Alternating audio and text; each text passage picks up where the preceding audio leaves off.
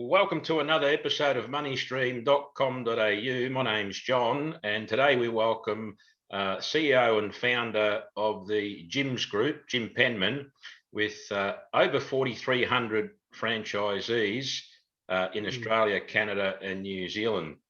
Welcome aboard, Jim, and thanks again for your time. Good to see you again, John. Lovely. And thanks for all your ongoing support. Today we're talking about what new divisions are you open to discussing the future setup of, and what's the criteria that interested parties or individuals need to satisfy in order to approach you with a business plan, Jim? Well, I can tell you what we're working on right now. We've just had our first Poo Patrol franchisee starting. In fact, this week, this is going around picking up poo from people's gardens and also dog walking and this other pet services. That's just going. We're looking at laundry. We're currently studying that. Jumping castles is just getting off the ground. So those are three ones that are at the moment going through. As to what we're looking at, it's not so much the division, John. It's the person behind the division.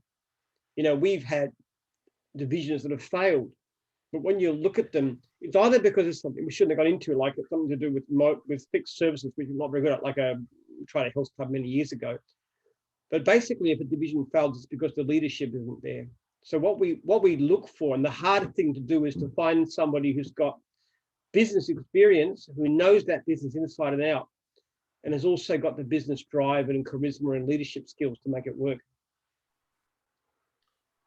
Sure. So I guess as you've mentioned, it's mainly the person, the individual, the drive, and then you go from there. For example, just a hypothetical, say in the area of, say, business coaching, where obviously you lead the way, given the growth you've experienced, especially through COVID, a couple of 250,000 leads that you haven't been able to service. Obviously, it's full credit to your brand, yourself, etc.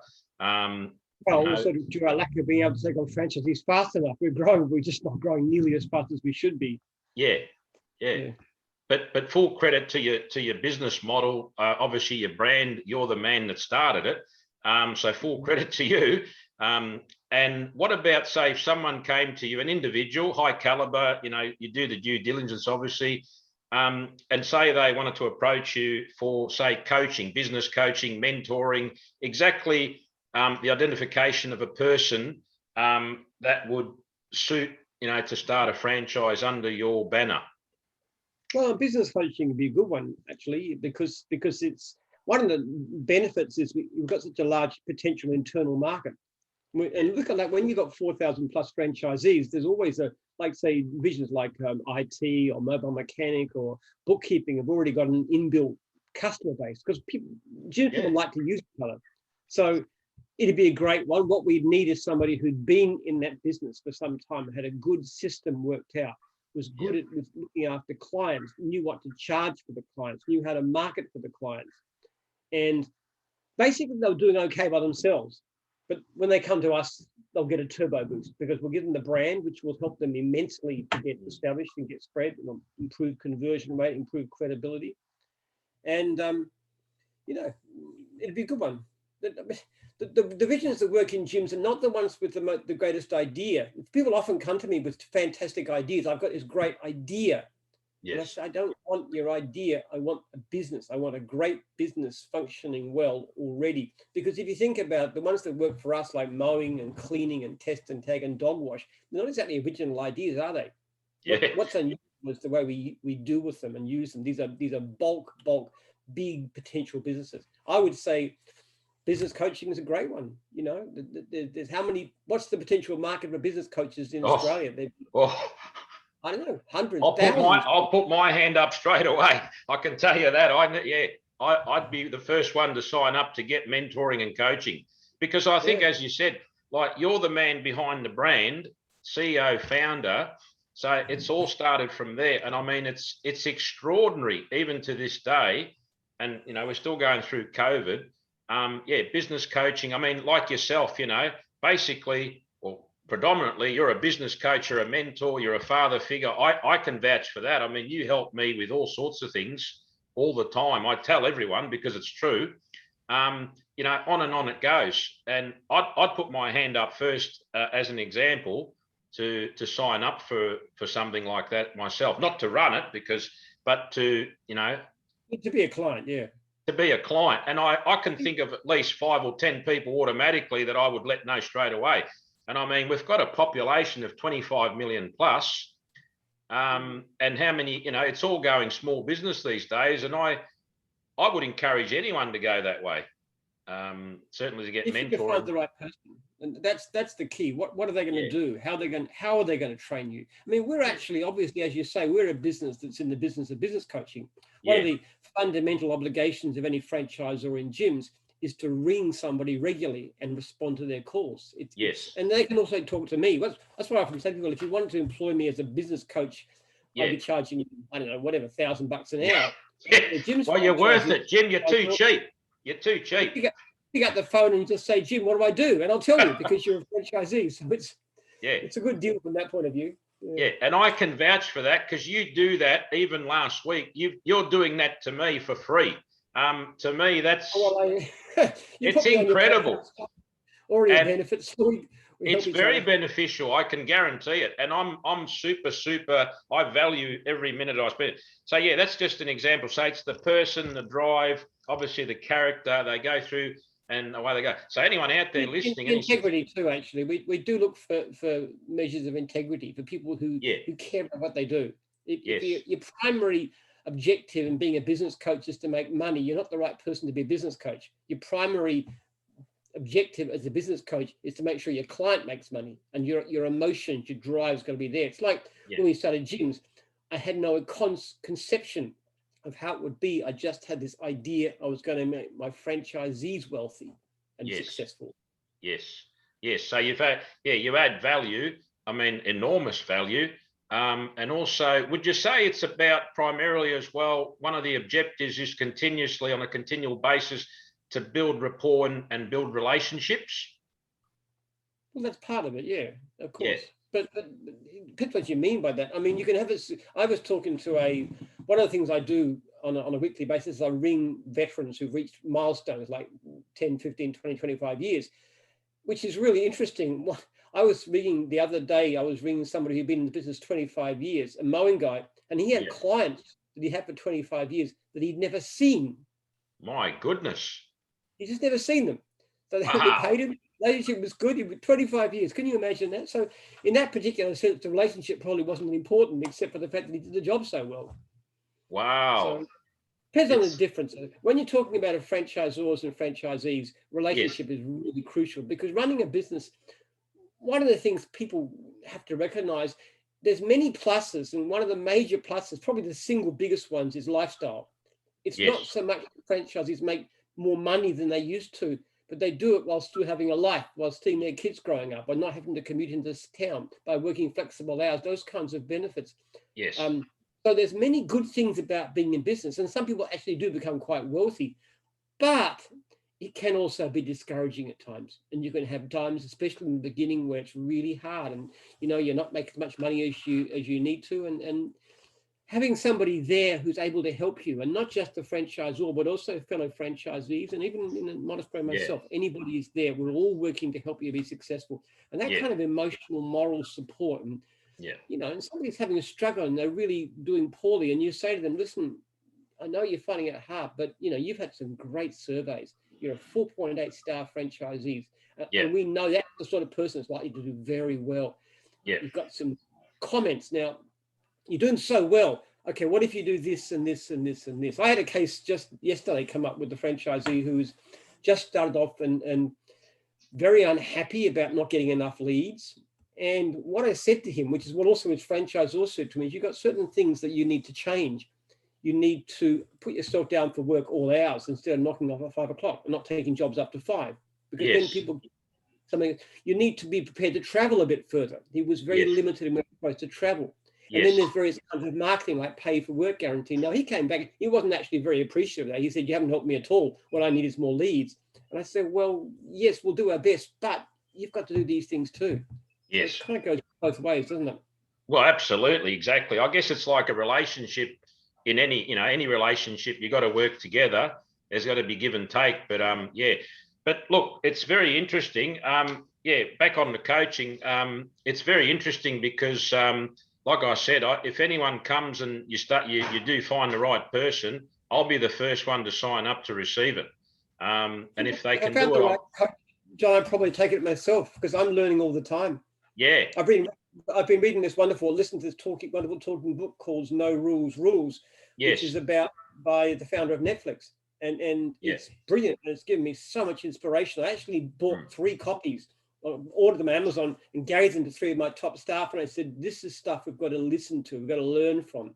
Thinking about the way they pay people and so forth. And it's just learn all the time. We can always learn. And that's the sign of a good leader, actually. I find that the better the leader in JIMS, the more effective they are, the more eager they are to learn more stuff. Yes. And the ones that are failing are the ones that actually say, no, I'm not listening to you. You know, I know how to do it. Your fault. They're the ones that fail. Yes. Yes. That reminds me of a book that I read. I've read a few books. One of them is titled Purpose Driven. Yeah, I heard about that.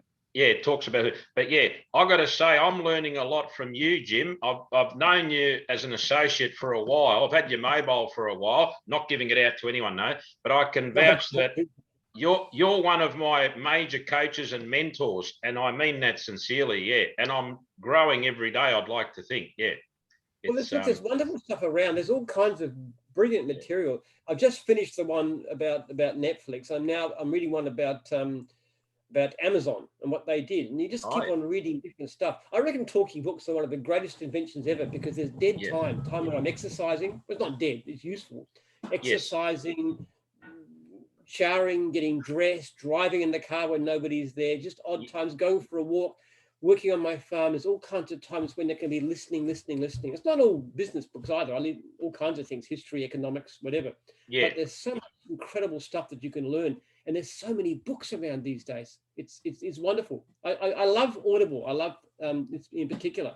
It's a terrific source. You can get immense amount of really, really good ideas about business. So you can be actually mentored by the top people in the world, not yours truly, who's one a middling-sized entrepreneur for Australia. You can get this great advice from all kinds of people, and that's such an asset.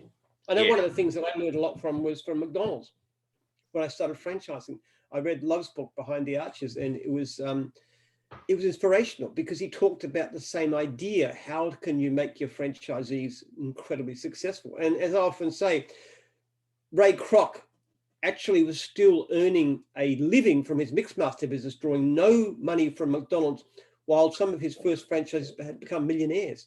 So that process, how can you make your friend? And McDonald's is very good at that. McDonald's is a great company. Terrible food, but a brilliant company, brilliant trainer, brilliant with franchisees. I really, really admire them. I just won't eat there.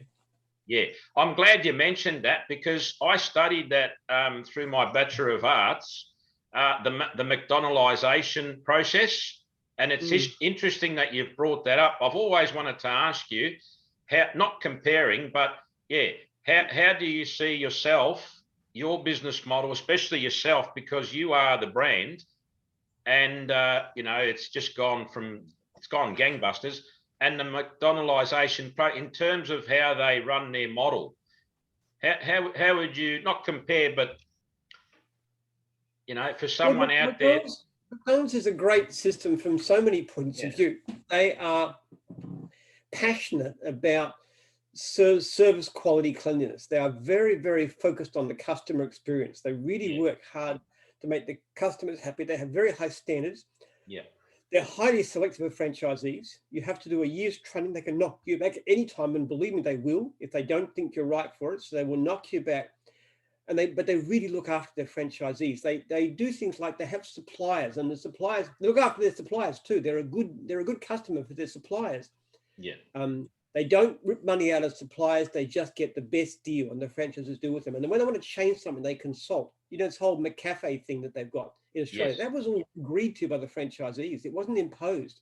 McDonald's asked them, and then they rolled it out as a group. So they're just a classically great system, which means if you're a bad franchisee and you don't clean things up and you don't look after your customers, well, you're going to lose it. But they have minted so many millionaires it's glorious. It's great.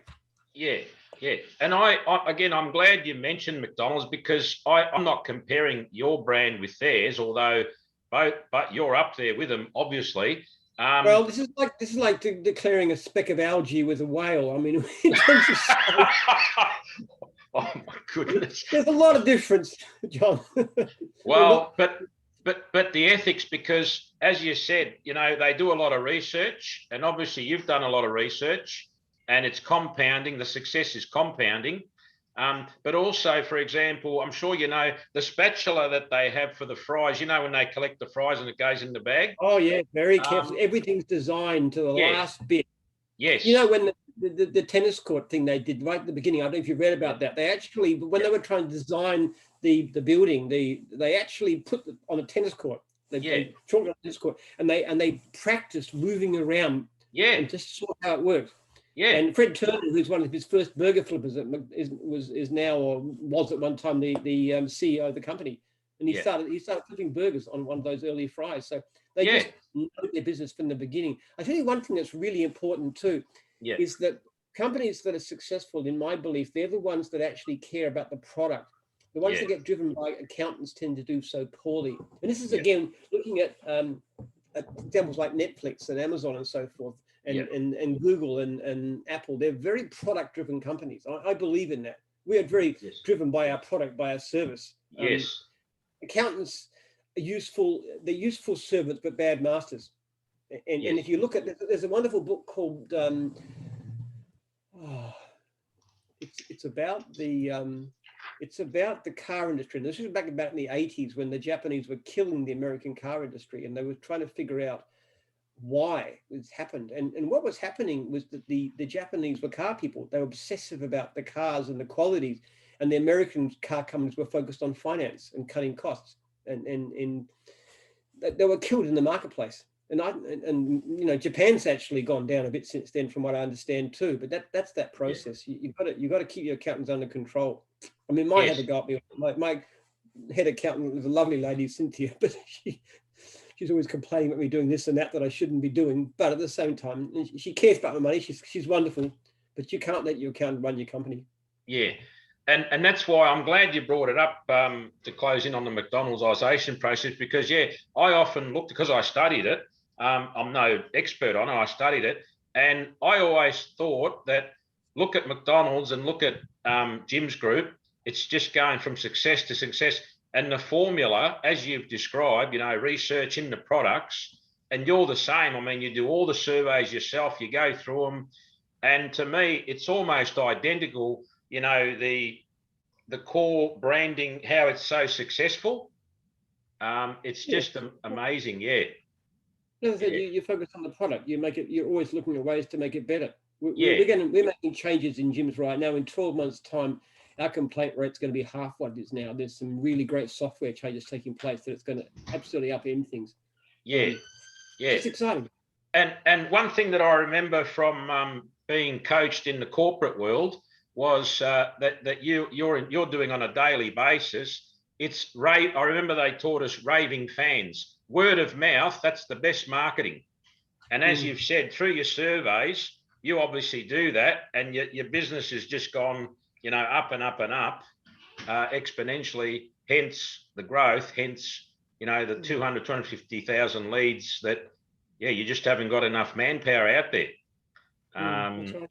It's truly... The more you focus on it, you focus on your customer service, you hardly need to advertise. Advertising has gone down in recent years as the leads have risen. But the same thing applies to franchisees too. The best way to sell a franchise is to give somebody a list of your current franchisees. If you can't do that, you're running it wrong. You should be able to confidently give out and say, ring these people, ring any of them, ring all of them, please do. Because actually somebody who does that kind of research is likely to be a good quality franchisee, and then they'll ask, and the great majority of them are going to be doing well. And again, I can vouch for that. This, you know, I'm not getting paid or anything, not endorsing, although Jim Penman for me is... I can assure you of that. But I've used your services, Jim, and I can highly recommend each person, their care factor and so forth. So, full credit to you and your whole team. All right. Well, that concludes on today's topic. I want to thank Jim Penman, CEO founder of the JIMS Group, with over 4,300 franchisees in Australia, Canada, and New Zealand. For any new visitors, if you like the content, like, share, comment, subscribe, and that's all for today. We'll see you on the next episode of moneystream.com.au. My name's John.